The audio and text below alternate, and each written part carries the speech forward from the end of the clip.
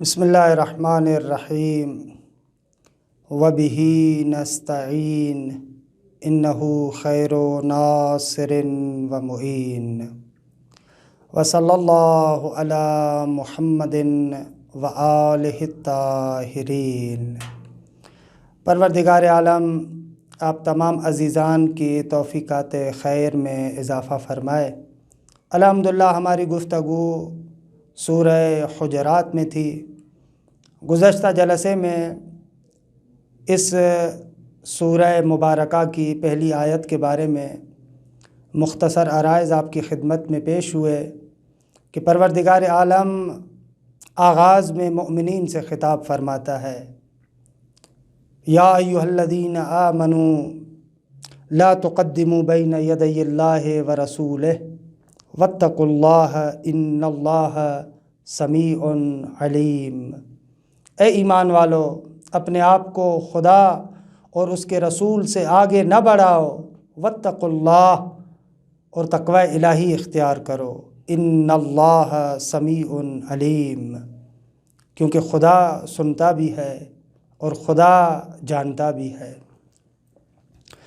دوسری آیہ کریمہ میں پھر خطاب ہو رہا ہے، یا ایھا الذین آمنوا لا ترفعوا اصواتکم فوق صوت النبی۔ لطافت عجیب ہے آیہ کریمہ کی۔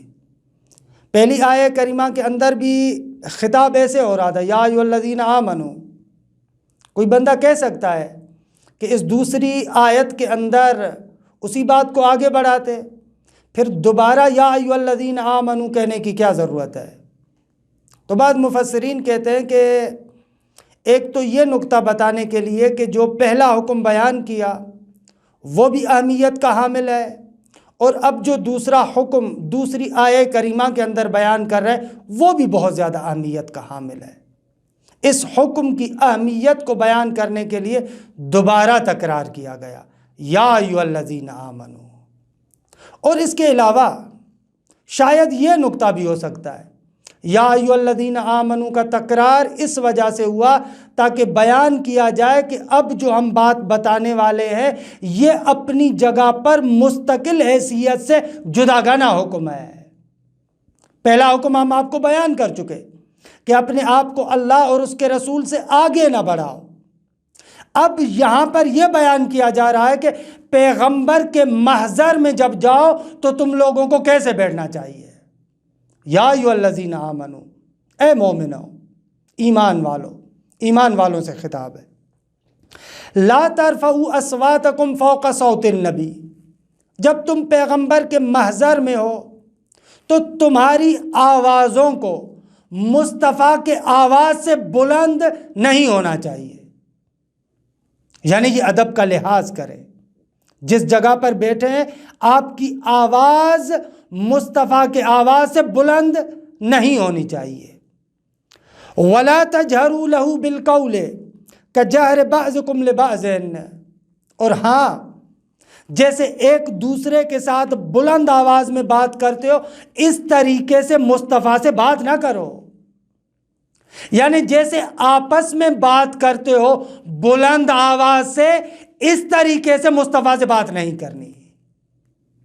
اچھا، یہاں پر اگر غور کریں ایک نقطہ سمجھ میں آتا ہے، واقعاً پیغمبر اکرم کا مقام حتیٰ اس حکم سے سمجھ میں آ رہا ہے۔ یہاں سے پتہ چل رہا ہے کہ رسول اللہ صلی اللہ علیہ وآلہ وسلم کا جو تعامل تھا، جو اٹھنا بیٹھنا تھا، ان لوگوں کے ساتھ متواضعانہ طریقے سے تھا، وگرنہ دنیاوی بادشاہوں کی محفل میں اگر کوئی بندہ بیٹھتا ہے کسی کی جرأت نہیں ہوتی بلند آواز سے بات کرے۔ اگر کوئی دنیاوی شخصیت ہوتی ہے، اگر کوئی اس کے محضر میں بیٹھا ہوتا ہے تو کبھی بھی اس کے آواز کی ٹون اس بادشاہ اور اس وزیر کے آواز کی ٹون سے بلند نہیں ہوتی۔ خوب خداوند متعال کا یہ حکم کرنا کہ لا ترفعوا اصواتکم فوق صوت النبی ولا تجہروا لہ بالقول کجہر بعضکم لبعض، اس نقطے کو بیان کر رہا ہے کہ وہ لوگ آزاد تھے، حد اقل پیغمبر کی جانب سے ممانعت نہیں تھی، یعنی رسول اللہ کی محفل میں بیٹھتے تھے، جیسے ان کا دل چاہتا تھا ویسے بات کرتے تھے۔ حتیٰ پیغمبر اکرم کہ جو مجسمہ اخلاق تھے، وہ اپنی زبان سے ان کو نہیں کہتے تھے کہ تم کہاں پر بیٹھے ہو، بلند کیوں بول رہے ہو، بلکہ خداوند متعال مصطفیٰ کی جانب سے کہ مصطفیٰ تو پیکر اخلاق ہے، لیکن سامنے والے خیال نہیں کر رہے، ان کو فرما رہے لا ترفعوا اصواتکم فوق صوت النبی۔ اچھا، ایک اور چیز ممکن ہے آپ کے ذہن میں آئے، لا ترفعوا اصواتکم فوق صوت النبی ولا تجهروا له بالقول، ان دونوں میں کیا فرق ہے؟ دونوں جگہ پر تو بات یہ ہے کہ جب بھی مصطفیٰ کے محضر میں ہو تو تمہاری آواز بلند نہیں ہونی چاہیے، دونوں میں کیا فرق ہے؟ عجب نہیں ہے کہ آیت اس نقطے کی طرف اشارہ کر رہی ہو۔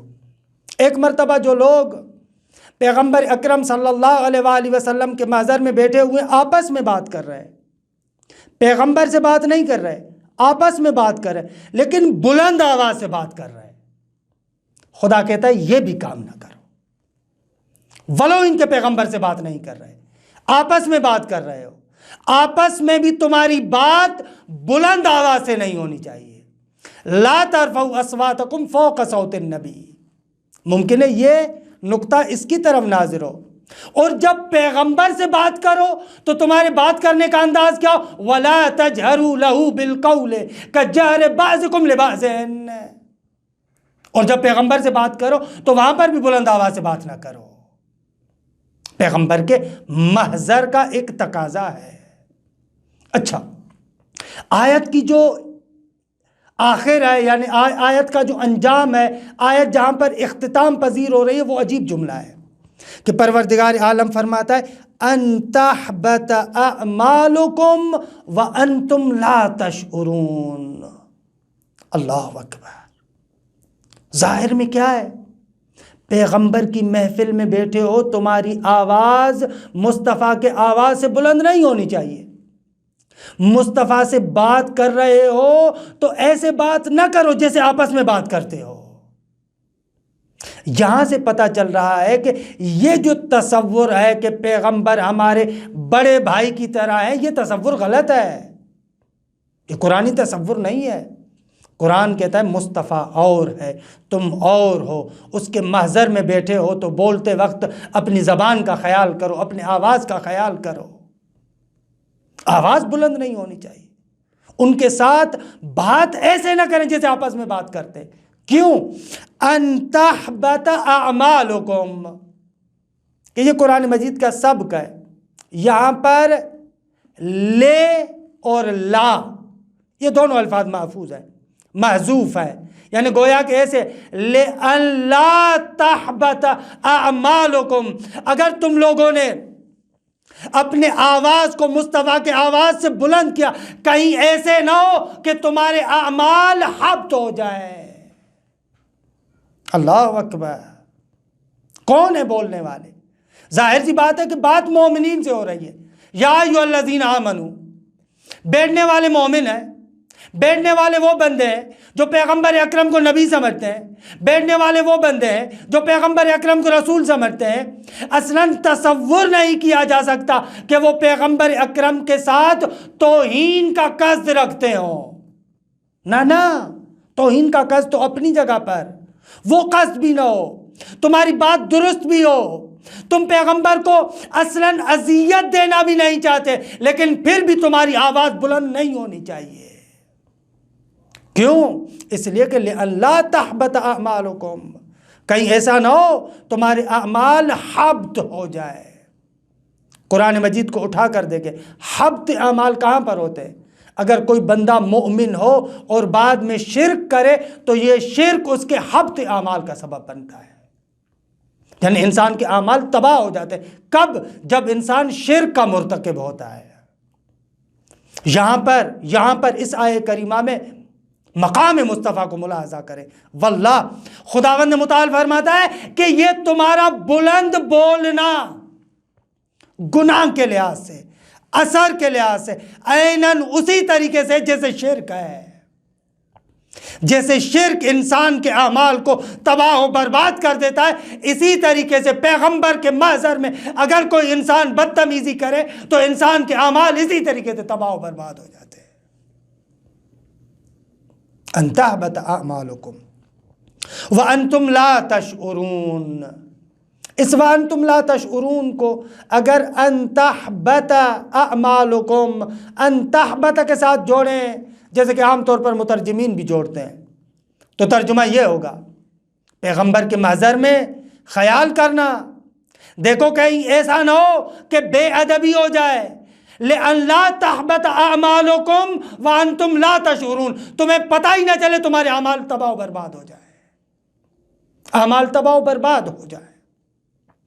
یہ اس صورت میں جب انتم لا تشعرون کو ان تحبط اعمالکم سے آپ مرتبط کریں، لیکن اگر آپ کہیں کہ نہ یہ جملہ مستأنفہ ہے، اس کے ساتھ مربوط نہیں ہے، تو پھر اس صورت میں اور لطیف معنی ہوگا، ان تحبط اعمالکم، کہیں ایسا نہ ہو کہ تمہارے اعمال تباہ ہو جائیں۔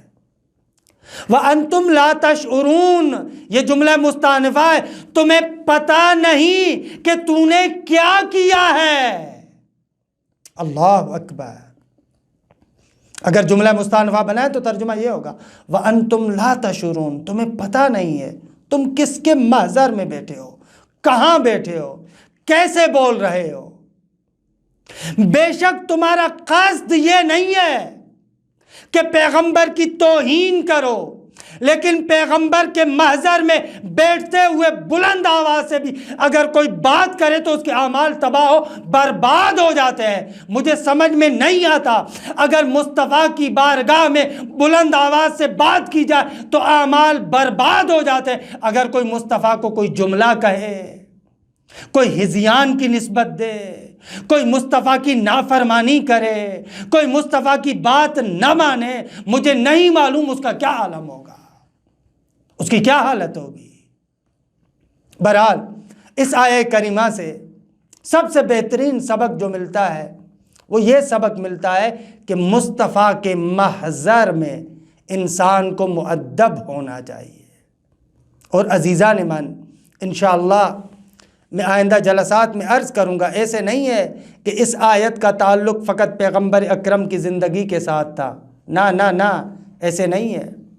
قرآن تا روز قیامت باقی رہنے والا کلام ہے۔ معصوم کے مطابق یجری کما یجری الشمس والقمر، قرآن ہر روز طلوع کرتا ہے جیسے شمس و قمر طلوع کرتے ہیں، خورشید و آفتاب، خورشید و قمر طلوع کرتے ہیں، چاند و سورج طلوع کرتے ہیں، اسی طریقے سے قرآن ہر روز طلوع کرتا ہے۔ لہذا یہ فقط پیغمبر کی زندگی کے ساتھ مخصوص نہیں ہے، آج بھی اگر کوئی پیغمبر کے محضر میں جائے تو لا ترفعوا اصواتکم آج بھی باقی ہے، ولا تجہروا لہ بالقول آج بھی باقی ہے۔ وصلی اللہ علی محمد و اہل بیتہ الطیبین الطاہرین۔